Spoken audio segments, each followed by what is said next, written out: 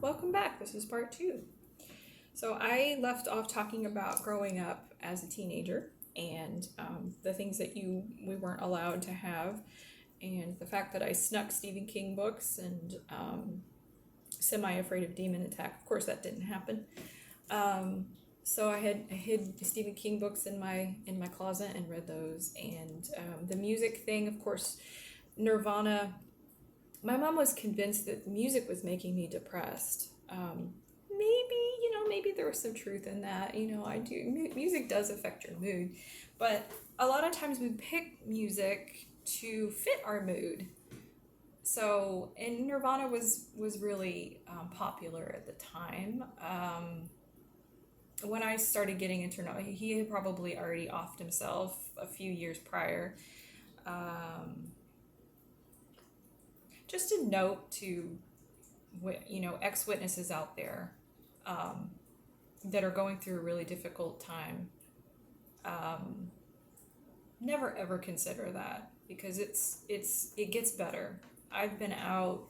I left in 2007. In your life, there's so much to live for. And don't ever, if you can get through it. It doesn't matter how lonely you get or how difficult it seems.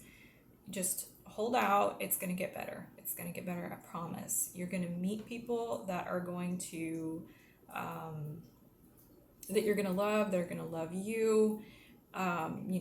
Your family and your people are out there. So I just want to put that as a side note, just because that's a real thing when you experience disfellowshipping. But anyhow, I had In Utero, and it was a friend's CD, and I was listening to it in my room, and my mom came in, and I was like looking at the CD like this, and she came in, and I like hit it behind my back. And then of course it's like, oh, well, that's not obvious or anything. And then she wanted to see it, and then she was like really, really pissed. And I'm lucky that she did not tear it up, because it wasn't my CD. I think that she did let me give it back. But I had off the Offspring. At this time there was cassette tapes, and I had a couple cassettes by Offspring. And my brother was an asshole.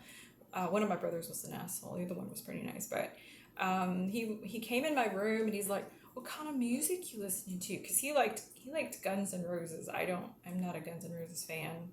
He forced me to listen to them. So you'd think that he might be a little bit more tolerant, or at the time, I suppose he was trying to be really good, because he ended up going to Bethel. He was a Bethelite for, I want to say, something like 5 years. He lived in New York and worked on making Bibles. So he was probably trying to be super, super good at that time. But he came in my room. He's like, "What you listening to? What kind of new stuff you listening to? I need some new music." And I let him listen. To some Offspring. He's like, "Yeah, that's pretty cool." And then he went and told my mom what I was listening to, and that she should listen to it. And she like looked at the lyrics. I don't even think that there's anything too offensive about the Offspring now that I think about it. But she listened to it, and she didn't tear it up. She made me tear up the cassette. She made me pull out, that's how old I am again, the ribbon of the cassette. She made me tear it up. So yeah, that sucked. Nice story to that, though. I wrote The Offspring, and I told them what happened, and it only took, I don't know, a year or so, and they wrote me back. One of them wrote me back. I can't remember now who it was, and they sent me some CDs. And because the cassette was smashed, and the note said, "Sorry, your mom had you smash." And they sent me CDs. It was the coolest thing. Yeah, so that was really nice. I'm getting off topic here. Yeah, so I had a depressing childhood. I had depressing teenagers, and I ended up homeschooling after my first year of high school because I was so depressed. Um. Oh yeah. So I just want to mention, I have not seen my parents or my oldest brother since 2015. So I have not seen them in 8 years, or like really talked to them for any extended amount of time for 8 years. And my other brother, the one that went to Bethel, I have not seen him in 15 years. Um, and they have a different way of treating men and women. That's definitely an issue. And they'll like to say that, women are respected and all of this stuff. It's not true. It's absolutely not true. When my brother went to Bethel, I just have to tell the story because, I was maybe 16 or 17, and I was really into the whole grunge thing, and I wore like the big pants, and I had like a band tee probably, and we went to Bethel, and my brother was like, "Oh, you can't wear that in here. You have to dress up." And he was like ashamed of me and stuff. He was like, "You can't look like that." He was extremely ashamed. And I will say that my brother, I had depression issues and stuff. It was probably because of the way he treated me, because boys are treated as special. When you grow up, as you're growing up, you're expected to, men are expected to be able to do all of these things. You have all of these opportunities, but for women and girls, the only thing that you have to look forward to, or what you should be doing, is getting married, supporting your husband, being a housewife or mother, and that's pretty much it. I'm not saying there's anything wrong with that. Those are beautiful things, and a lot of people are very happy like that. And I think that there is a lot to be said about living that type of lifestyle. But to say that that's all you can do, and you really shouldn't aspire to anything else, because that's about all that you can ever do is bullshit. But that's how, you're always treated as inferior growing up like that. And I would say my brother was very abusive to me growing up. He was very abusive. He was a bully. And so, when I had these depression problems and I was like almost anorexic, and I'm wearing like my grunge stuff and going in, and he's like treating me like garbage, it's like, and he was, it's not about being a good person in with a lot of religion, and that's why I don't have a whole lot of respect for religion, because it's just how you appear. And that was how he was able to trick people. He's a very manipulative person, and how he acted in front of other people was not the person that he was to me. He was very manipulative, and it's because he wanted to look good. I don't know what he's doing now. I think he's an elder. Now. I don't think God, he never had any kids. I really don't think he did. Also not real great with animals. But anyhow, I hope he's doing well. I really do. I hope that he's doing well, and I'm sure that he has grown and he's developed and he's a nicer person. I hope. I really hope. I want to believe that. But anyhow, men and women are not treated all that great, and men and women aren't treated that great, but women are treated definitely worse than men. And now that brings me to judicial committees, because I've had several of those. You are not allowed to date really until you're not supposed to date until you're ready to get married. I had boyfriends, the internet was a new thing, so I met my boyfriends on the internet. But when I was in my 20s and I moved out, I had boyfriends and, the stuff you do when you have a boyfriend. And at one point, me and my friend decided that we were going to go and we were going to tell on ourselves.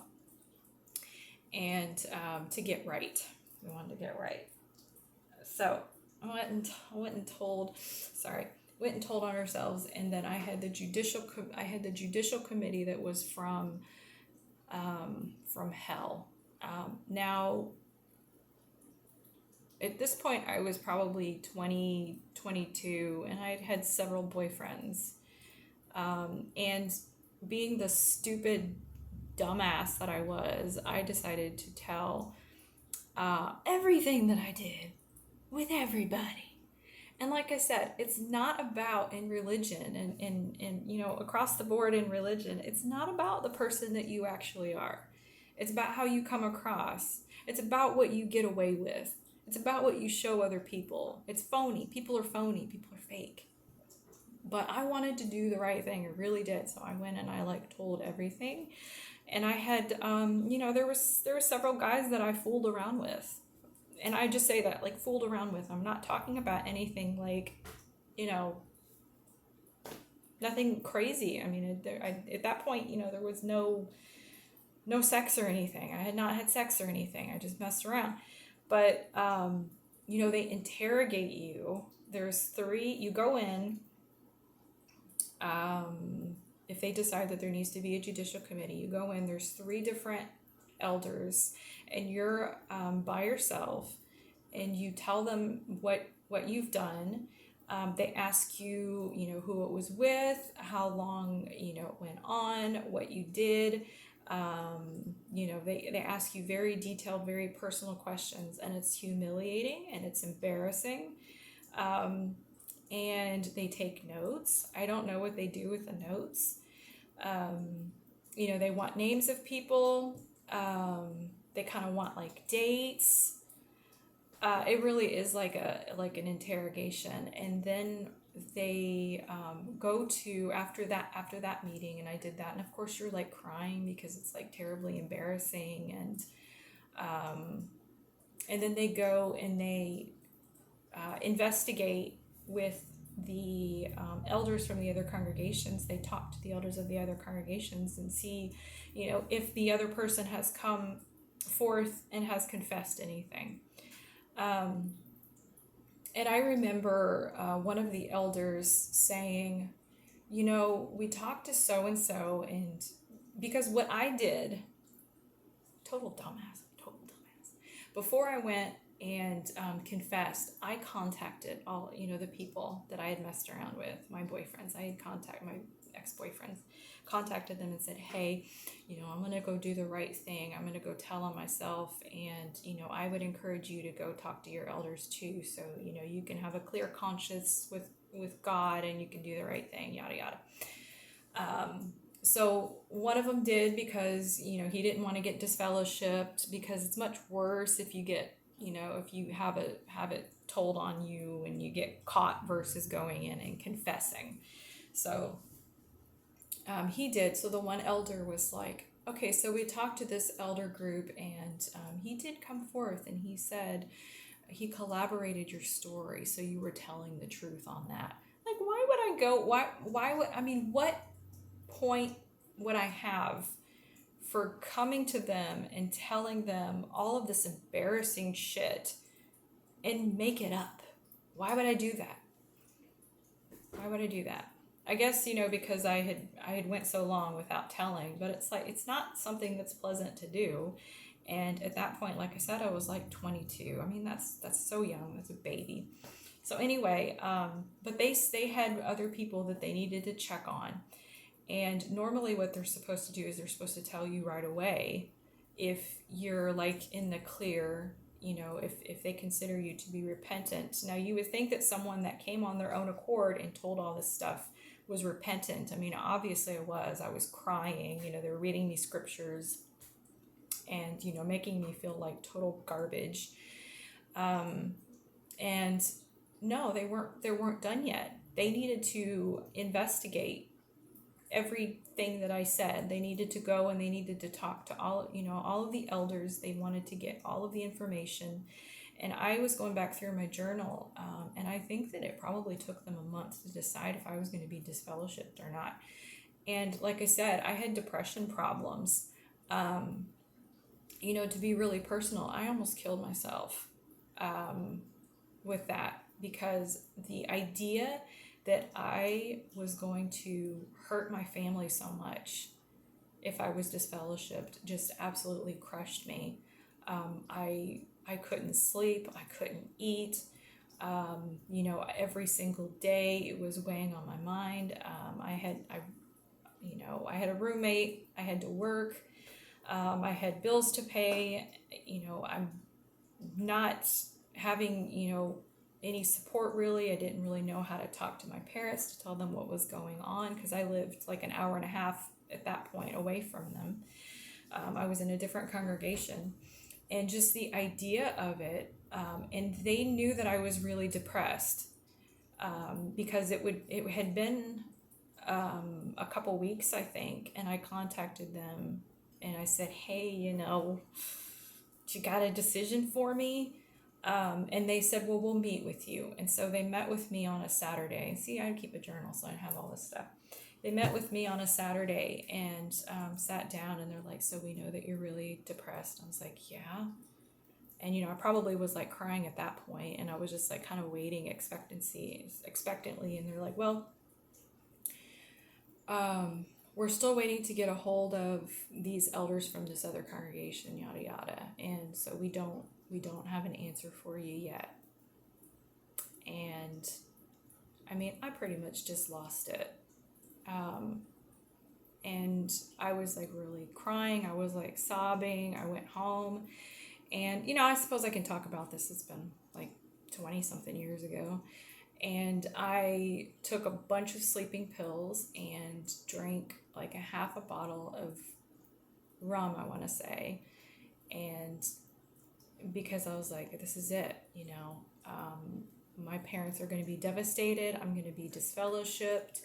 And if you're disfellowshipped, then you are dead to God, because it means that the elders are an extension of God. And if they deem that you're not repentant, then you're essentially dead to God, and you're going to die anyway. So, I was extremely distraught, and I did that. And then I started getting like, really heavy, and like felt like I was going to like pass out. And so I called a friend and told him, what I did.